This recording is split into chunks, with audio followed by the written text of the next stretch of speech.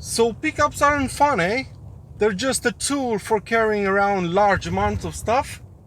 Well, there's a new point down.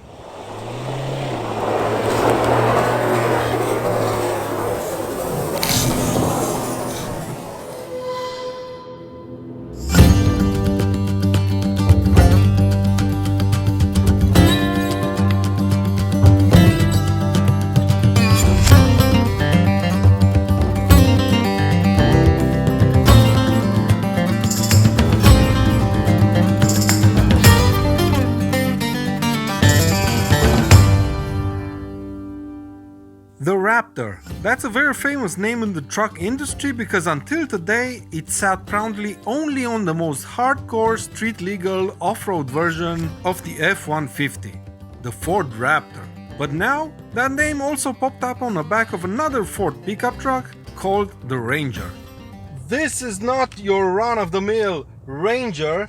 This is called the Raptor and it's supposed to be the ultimate Ford Ranger off-road pickup or truck, whatever you want to call them. And after driving it for the last couple of days, I think it fits that definition perfectly. The Swedish countryside doesn't seem to upset the Raptor in any way, no matter what kind of terrain it offers when driving off-road. You can feel how easy it is for the Raptor to handle this kind of terrain. Yes folks, Ford didn't just take a standard Ranger, slap some badges on it, added off-road tires and called it a Raptor. Oh no, they've given it the full Raptor makeover. Well, almost full on. But bear with me, I'll explain as we go along. But anyway, before we move forward, let's run through the specs a little bit. Up front we have a 2-liter twin-turbo diesel engine capable of producing 213 horsepower and 500 Newton meters of torque.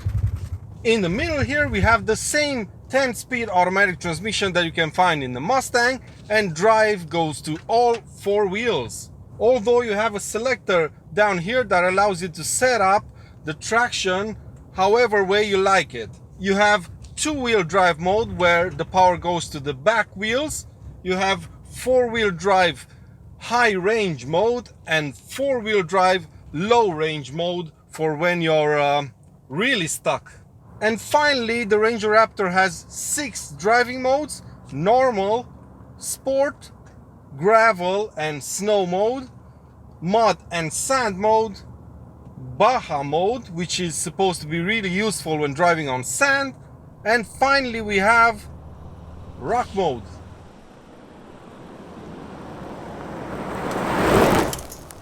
The suspension is built by Fox Racing, a company that specializes in off-road racing suspension systems. The front part uses aluminum control arms, both on the top and the bottom, for better control over the movement of the wheels, and the shocks are mounted inside the coil springs in a McPherson strut configuration. At the back we have a solid rear axle that's sprung with coil springs. The Ranger Raptor also has an innovative Watts link, which is essentially a linkage mounted to the rear of the differential housing that allows the rear axle to freely move vertically, but at the same time not allowing any horizontal movement. Because of this fancy new suspension, the Raptor can only tow 2,500 kilograms and it has a payload of 758 kilograms. Compared to the regular Ranger, these numbers are quite low, but because of the extended suspension travel that the Raptor has, Ford had to limit both towing load and payload in order to cater for maximum suspension travel without hitting the bump stops.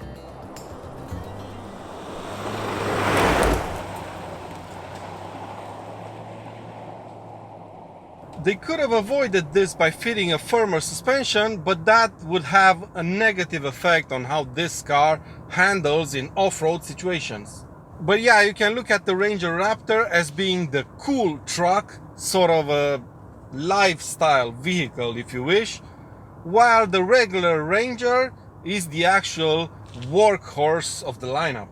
And because all of this fancy and clever engineering, the Ranger Raptor can cope with every single type of terrain out there. And like I've said in the beginning, it's really difficult to find challenging bits of terrain around Stockholm for this car. It's amazingly capable. If you would take an X5 over this patch of road you see here, it wouldn't manage to go further than 10 meters, but in the Raptor it was a piece of cake, and it doesn't even look a tad bit dramatic for the camera while doing it. So right about now you're probably wondering what's that very surprising feature of the new Ranger Raptor that nobody seems to mention.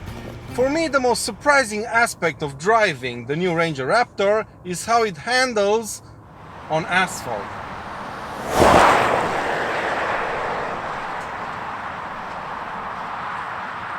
I was obviously expecting this car to do very well off-road, but it's actually really good on-road as well.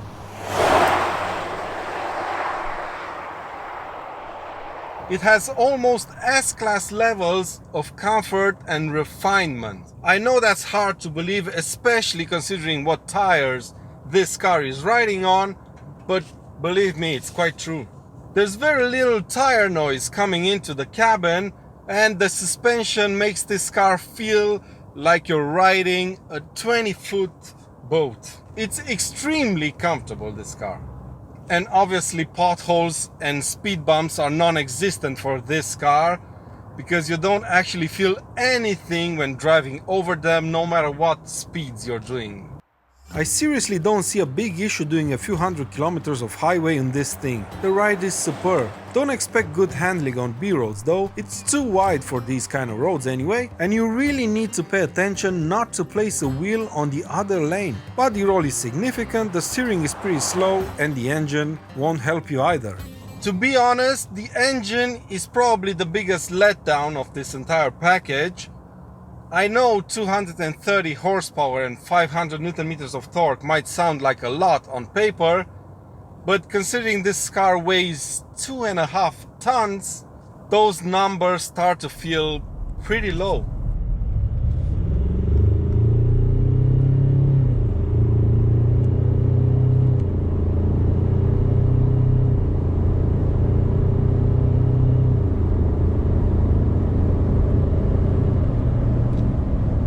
It takes about 10 seconds for this car to reach 100 km per hour from standstill, and even though this has a diesel engine up front, it's not what you would call economical.